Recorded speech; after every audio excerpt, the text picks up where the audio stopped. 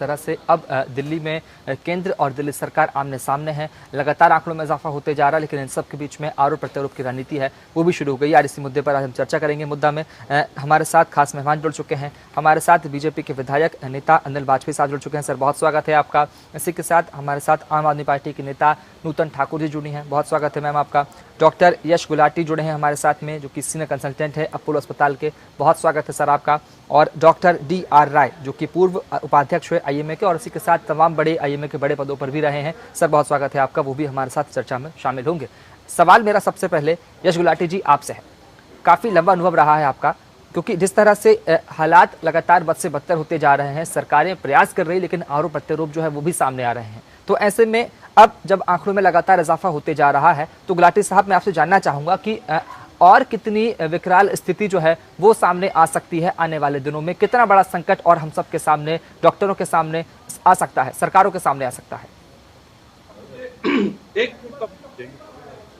मुझे हैरानी ये है कि ये क्यों इतना लोग हैरान हो रहे हैं कि ये जो स्थिति हमारे सामने आ रही है, ये तो 2 महीने पहले मालूम था।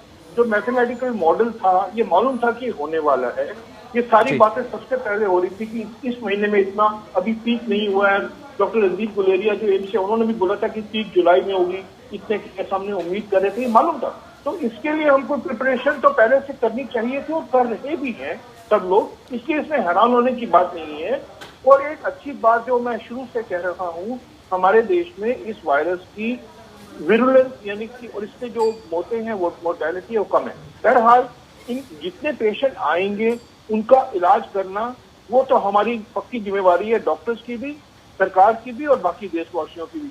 तो हमको उसके अरेंजमेंट करने हैं, तो इसमें कोई हैरानी की बात नहीं है। हमको शुरू से करना भी चाहिए था और आगे भी करना है, जो भी कदम हमको उठाने हैं। लेकिन मुझे दुख सिर्फ एक बात का ये हो रहा है कि सब लोग आपस में लड़ रहे हैं।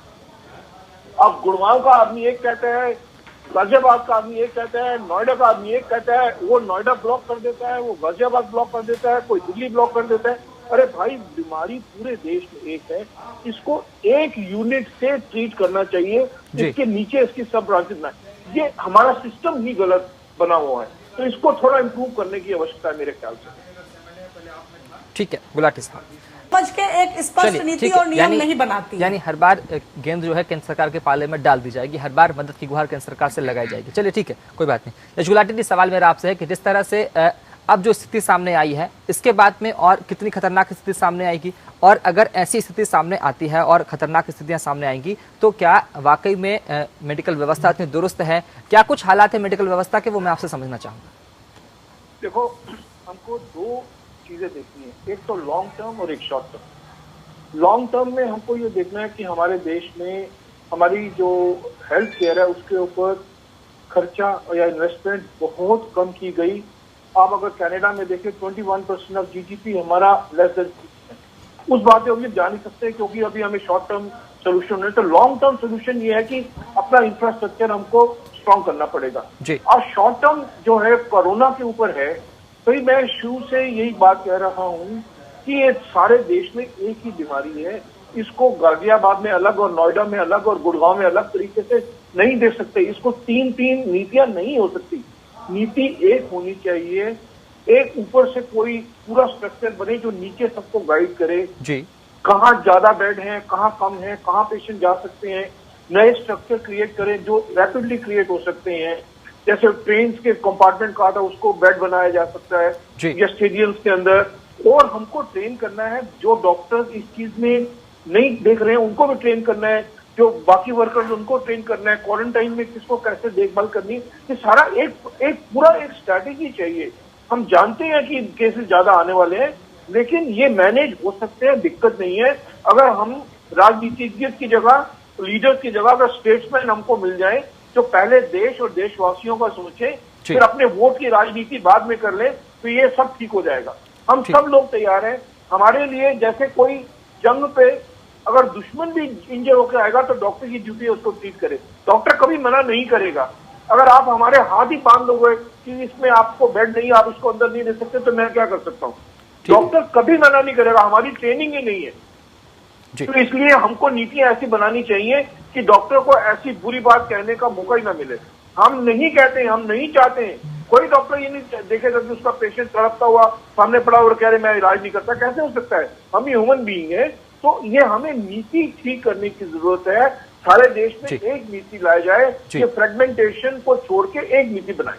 जी ठीक है, अभी भी समय है। ठीक है, हमारे साथ आखिर में आपकी प्रतिक्रिया को लेना चाहूंगा कि जिस तरह से अगर सरकारों के बीच में समन्वय बन जाता है तो इन सब के बीच में जिस तरह से एक सवाल जो है सबके जहन में खड़ा हो रहा है, हालांकि रिपोर्ट भी सामने है कि काफी लंबे वक्त तक कोरोना हमारे साथ रहेगा, हमें इसी के साथ जीना होगा, लेकिन क्या कुछ लगता है आपको, आप भी काफी लंबा अनुभव रखते हैं डॉक्टर के क्षेत्र में, तो ऐसे में क्या कुछ लगता है आपको कि कब तक हम कोरोना के संकट से निपट सकते हैं? आपके अनुमान को बताएं। अभी मेरे ख्याल से अभी तो पीक आई नहीं है जी, जुलाई में पीक आएगी, केसेस बढ़ेंगे और जो जो केसेस बढ़ेंगे तभी हमारी हर्ड इम्यूनिटी बढ़ेगी। फॉर्चुनेटली हमारे ज्यादा सीरियस पेशेंट नहीं है। जब पूरी कम्युनिटी में ये डिजीज 60-70% लोगों को हो जाएगी माइल्ड वाली, तो इम्यूनिटी बन जाएगी, हर्ड इम्यूनिटी, ये हो जाएगा। हम लोगों को बहुत घबराने की आवश्यकता नहीं है। हमारे पास इंफ्रास्ट्रक्चर है, केवल उसकी मैनेजमेंट हमको ठीक करनी है। और ये मैं इसका वो उसका, ये राज्य वो राज्य, उसने ये किया इसने ये किया, इसके लिए आप लोगों को बहुत समय मिलेगा, ये बाद में करते रहिएगा। अभी पहले मरीज का इलाज करने दीजिए प्लीज, और हमें प्लीज हमें हमारा काम करने दीजिए। आप अपनी ये लड़ाई पढ़ाई बाद में कर लेना एक दूसरे के साथ, हमें हमारा काम करने दीजिए। हमें अपना हॉस्पिटल दीजिए, बेड दीजिए, फैसिलिटी दीजिए, ताकि हमारे जो दिल्ली के और बाकी राष्ट्र के मरीज हैं वो ठीक हो पाए। प्लीज ये राजनीतिज्ञों से मेरी हाथ जोड़ के चलिए, बहरहाल बहुत शुक्रिया सभी मेहमानों का हमारे साथ इस खास चर्चा मुद्दा में जुड़ने के लिए। तो